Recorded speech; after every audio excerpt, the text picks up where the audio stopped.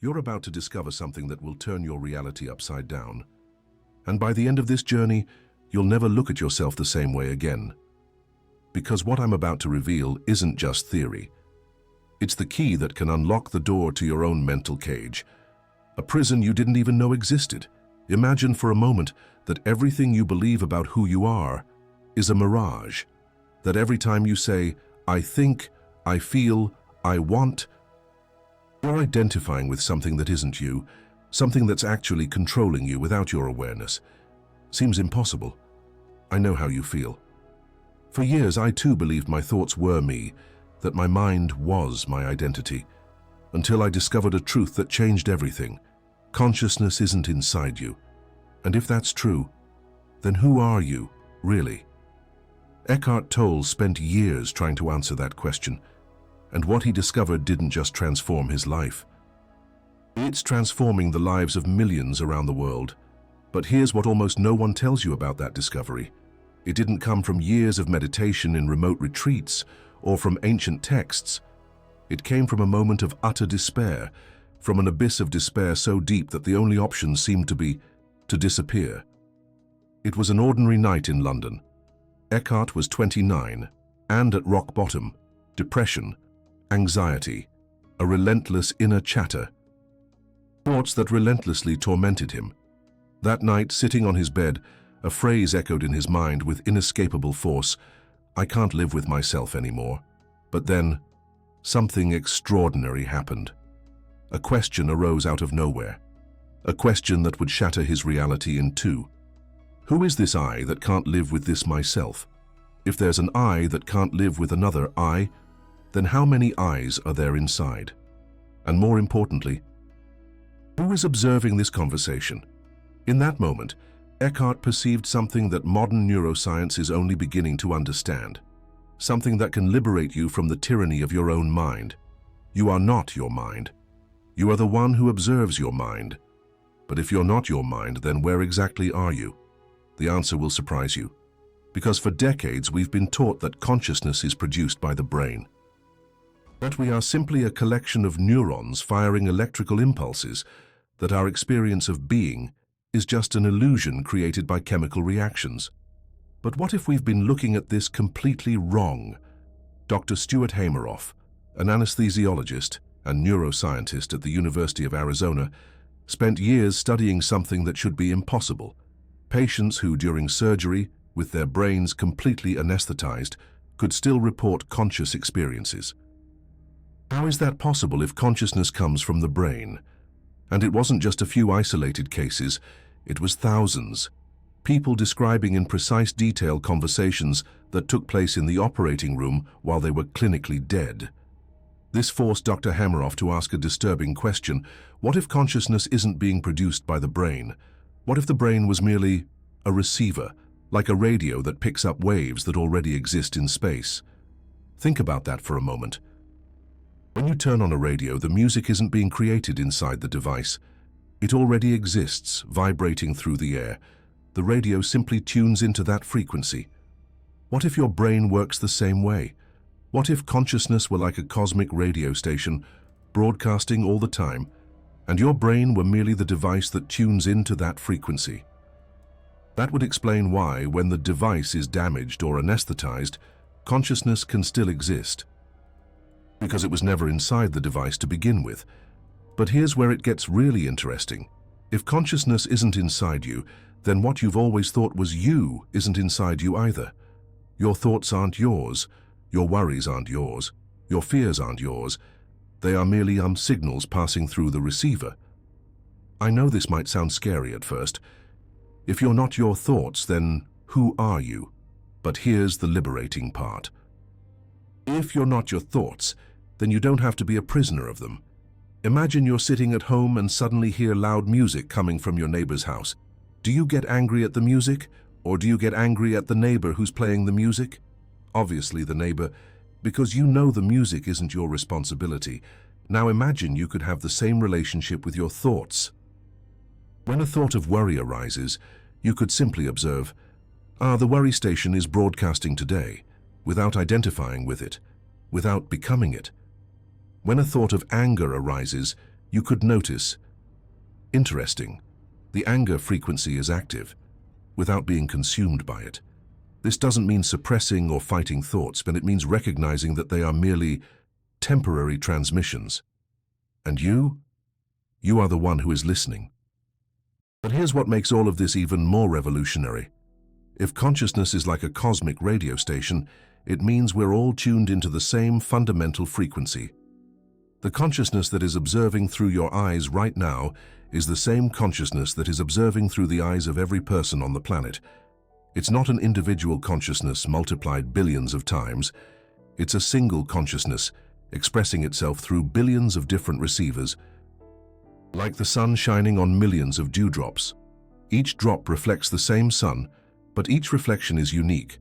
And if that's true, then the separation you feel between you and the world is just an illusion created by the receiver. In reality, there is no you and the world. There is only consciousness experiencing itself through infinite perspectives. I know this might seem too abstract, so let me show you how this works in practice. Have you ever had the experience of being completely absorbed in some activity, maybe reading a captivating book or painting, or playing a sport? In those moments, where was the you? There was no you reading. There was only reading happening. There was no you painting, and there was only painting flowing. There was no you playing. There was only the game unfolding.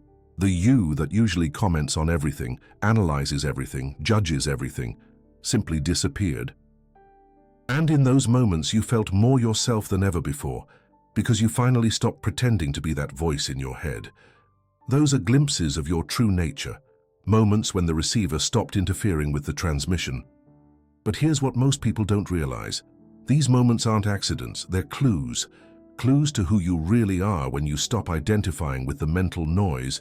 And the good news is, you can access this state whenever you want.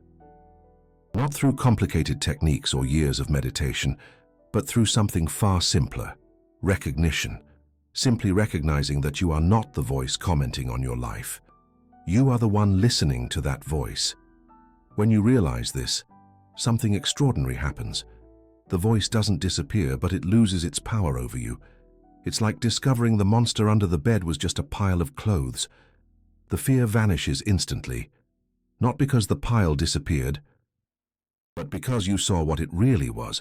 And when you see what your thoughts really are, piles of temporary mental sensations, they lose their power to define you. But there's more. When you stop identifying with the faulty receiver, you begin to tune into completely different frequencies. Instead of the station of worry, you can tune into the station of peace. Instead of the frequency of fear, you can access the frequency of love. Instead of the channel of scarcity, you can tune into abundance. Not because you're creating these states, but because you're stopping from interfering with them. Think of a crystal clear pool. When the water is agitated, you can't see the bottom, but when the agitation stops, the water naturally becomes clear. Your mind is like that water. When you stop agitating it with constant identification, it naturally quiets. And in that quietude, your true nature is revealed. Peace that doesn't depend on circumstances, joy that needs no reason, love that demands no object. These aren't qualities you need to develop. They are qualities you need to discover because they are already your fundamental nature. You just forgot by spending so much time identifying with the noise. But here's where Eckhart Tolle's discovery becomes even more radical. If consciousness isn't inside you, then it's also not limited by your body. This means that when your body dies, consciousness doesn't die with it. Just like when a radio breaks and the radio waves don't cease to exist. This completely changes how you view life and death. Life isn't about a separate you trying to survive in a hostile world. It's about infinite consciousness experiencing itself through temporary forms. Your body is like a wave in the ocean. The wave has a form, a height, a duration, but it was never separate from the ocean. And when it dissolves, it doesn't die, and it simply returns to what it always was, the ocean. And you are the ocean dreaming it's a wave. But here's what makes this understanding so liberating. If you are the ocean, then there's nothing to fear. Waves may form and dissolve, but the ocean remains. Forms may appear and disappear, but consciousness persists. Problems may arise and resolve, but who you really are remains untouched. Relationships may begin and end, but your essential nature remains complete. Jobs may come and go, but your true identity remains unshakable, because you've discovered that you are not the temporary form. You are the permanent space in which all forms appear, and in that space, everything is welcome. Joy and sadness, success and failure, love and loss. Not because you've become indifferent, but because you've discovered you can feel everything without being defined by anything. Like the sky that can contain any weather without being altered by it. And when you live from this understanding, something miraculous happens to your external life. The situations may be the same, but your relationship with them completely transforms. Problems that once consumed you become simply situations to be solved. People who once irritated you become simply different expressions of the same consciousness. Challenges that once paralyzed you become simply opportunities for consciousness to know itself better. But the most incredible thing of all is that this transformation doesn't require you to change anything externally. You don't need to quit your job, end relationships, or move to a remote retreat. You just need to stop pretending to be who you're not. And who are you not? You are not that anxious voice in your head that's always commenting, judging, comparing, worrying. Who are you? You are the peaceful consciousness that is observing that voice right now. And as you practice recognizing this, something extraordinary will begin to happen. You will begin to live from peace instead of seeking peace. You will begin to express love instead of seeking love. You will begin to radiate completeness instead of trying to become complete, because you've discovered you already have everything you've ever been looking for. Not hidden somewhere distant that you need to reach, but here, now, as your own nature. The journey home isn't a journey in space or time. It's a journey of recognition, recognizing that you never left home. You just forgot where you were. And now you're remembering. But this is only the beginning, because when you truly understand that consciousness isn't inside you, your entire relationship with life transforms, and there's an even deeper discovery waiting for you. A discovery that will show you not only who you are not, but who you really are. And this discovery will change everything forever. Because what I'm about to share with you isn't just philosophy. It's cutting-edge neuroscience meeting ancient wisdom. It's the bridge between science and spirituality that finally makes sense. Dr. Amit Goswami, quantum physicist and professor emeritus at the University of Oregon, spent decades studying something that should be impossible according to materialistic science. Consciousness collapses the quantum wave function. In simple terms, consciousness doesn't emerge from matter. Matter emerges from consciousness. This means that the entire universe, including your body, is a manifestation of the same consciousness that is reading these words right now. You are not a cosmic accident on a rock floating in space. You are the universe knowing itself through human eyes. And when you truly absorb this, everything changes. That feeling of separation you've carried since childhood, it's just an illusion created by identifying with the body-mind. That feeling of being alone in the world, it's impossible, because you are the world experiencing itself locally. That desperate search for meaning, it ends, because you realize you are the meaning you've been seeking. But let me show you how this works in your daily life. Pause for a moment. Take a deep breath. Feel the air filling your lungs. Now tell me, who is breathing? You might say, I am breathing. But look closer. Are you consciously controlling every movement of your diaphragm? Every oxygen exchange in your alveoli? Every heartbeat pumping that oxygen? Of course not. So who is breathing? The same intelligence that makes your heart beat, that heals your wounds, that digests your food, that orchestrates billions of cells working in perfect coordination without you even having to think about it. This intelligence isn't inside your body. Your body is inside this intelligence, and this intelligence, this is who you really are. Not the you that worries about the future, not the you that regrets the past, but the you that is present now, orchestrating the symphony of life through the form you call your body. And here's where it gets revolutionary. If this intelligence is operating your body, it's also operating everything else. The trees outside, the birds singing, the person walking down the street, or the wind rustling the leaves. It's all the same consciousness expressing itself through different forms. This isn't vague pantheism or mysticism. It's quantum physics applied to the human experience. And when you live from this understanding, miracles begin to happen.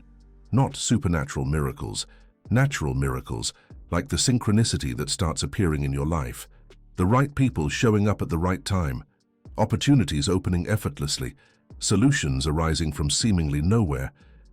This happens because you've stopped seeing yourself as a separate entity fighting against the world.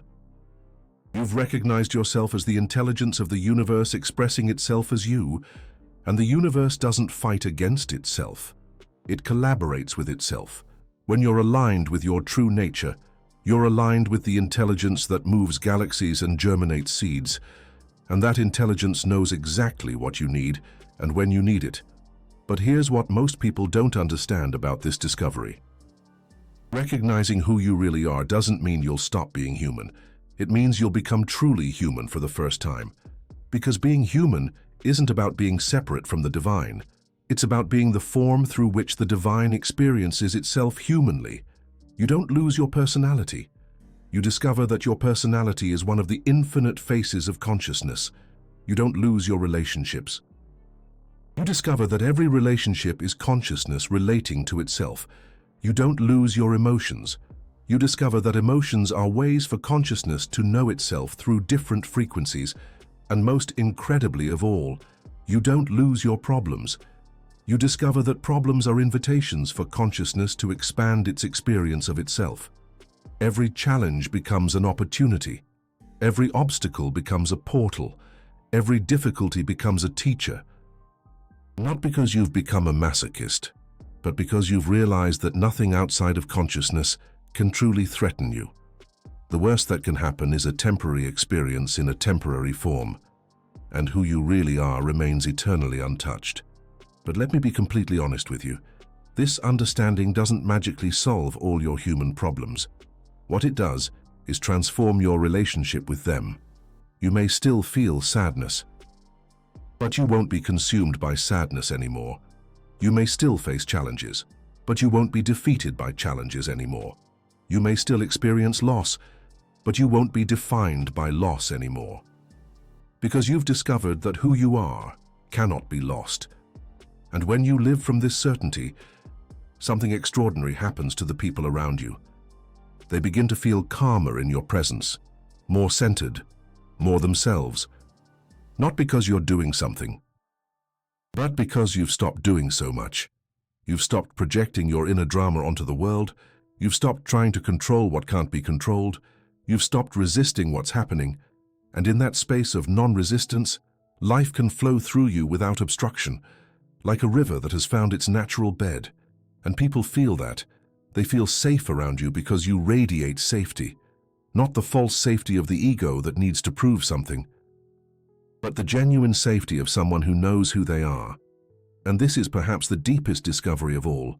When you stop seeking external validation, you become a source of validation. When you stop seeking love, you become an expression of love. When you stop seeking peace, you become a portal of peace, not because you've developed these qualities, but because you've removed everything that was blocking their natural expression. Like the sun that doesn't need to learn to shine, it just needs the clouds to move out of the way. And what are the clouds in your life? Every time you identify with a thought as if it were you, every time you believe you are that worried voice in your head, every time you define yourself by what you have, what you do, or what others think of you, these are the clouds that block your natural brilliance. And the good news is, you don't need to fight the clouds. You just need to remember that you are the sky. The clouds come and go, but the sky remains. And as you practice this recognition, something miraculous begins to happen. You stop taking things so personally. When someone criticizes you, you hear the criticism without feeling attacked, because you know it's not who you are. When something doesn't go as planned, you adapt without feeling defeated, because you know it's not your plans. When you make a mistake, you learn without feeling inadequate, because you know it's not your mistakes. You still care about things, but you're no longer enslaved by them. And this changes everything. Because when you're no longer defending a false image of yourself, all your energy becomes available for what really matters: to love, to create, to contribute, to express yourself authentically, to be who you really are. And who you really are isn't a bettered person. It's consciousness expressing itself through the form you call you. But here's where the journey gets even more interesting. As you settle into this understanding, you begin to notice something extraordinary. The world around you begins to shift. Not because the world has changed, but because you, the observer, have changed. Problems that seemed impossible to solve begin to dissolve naturally. Relationships riddled with conflict begin to harmonize. Opportunities you never saw before start appearing everywhere. This happens because you've stopped seeing the world through the filters of fear, lack, and separation. You are seeing through the eyes of pure consciousness, and pure consciousness sees only infinite possibilities. It sees connections where before you saw separation. It sees abundance where before you saw scarcity. It sees love where before you saw threat. And as your perception shifts, your experience shifts. Because you're not living in an objective world out there. You are living a subjective experience in here. And when the subject transforms, the entire experience transforms. It's like cleaning your glasses after years of blurry vision. You haven't changed the world, you've changed how you see the world, and suddenly everything becomes crystal clear. But perhaps the most incredible thing of all is this. When you truly understand that consciousness isn't inside you, you stop searching for happiness in places where it's never been. You stop thinking that the next achievement will complete you. You stop believing that the right person will save you. You stop imagining that more money will give you security. Not because these things are bad, but because you've realized they are merely temporary decorations in a home that is already complete. And when you live from this completeness, you can enjoy the decorations without being dependent on them. You can have deep relationships without being needy. You can work with passion without being addicted to success. You can accumulate wealth without being its slave, because you've discovered the source of true satisfaction. And that source isn't anywhere. It's nowhere. It's here, now, as your own nature. And as you rest in this discovery, a deep peace begins to settle. Not the temporary peace that comes when things are going well, but the permanent peace that is always available because it is who you are. And in this peace you discover something surprising. You no longer need to prove anything to anyone. You no longer need to impress anyone. You no longer need to defend yourself against anything. You can simply be. And being is enough. In fact, being is all that has ever been asked of you. Not doing more, not having more, not being more, simply recognizing what already is, and what already is perfect exactly as it is, including all your human imperfections, including all your flaws and limitations, including your entire history and all your mistakes, because all of that is just temporary clothing that infinite consciousness has worn to experience itself through human form. And when you see this clearly, something miraculous happens. You stop trying to be perfect, and in that moment you discover your natural perfection. You stop trying to be special, and in that moment you recognize how extraordinary it is to be ordinary. You stop trying to be different, and in that moment you celebrate your unique humanity. Because you've realized you don't need to be anything more than you already are to be everything you've ever wanted to be. And this discovery, this is true freedom.